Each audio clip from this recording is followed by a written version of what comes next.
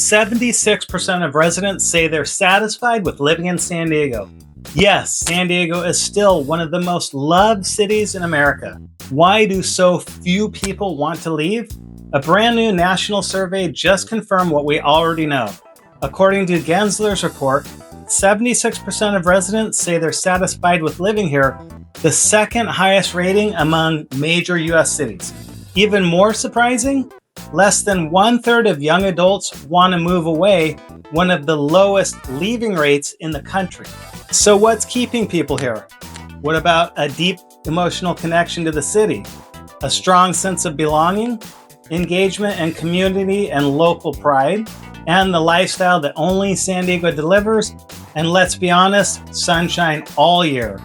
Coastal hikes, world-class beaches, Padres games, craft beer, breathtaking sunset.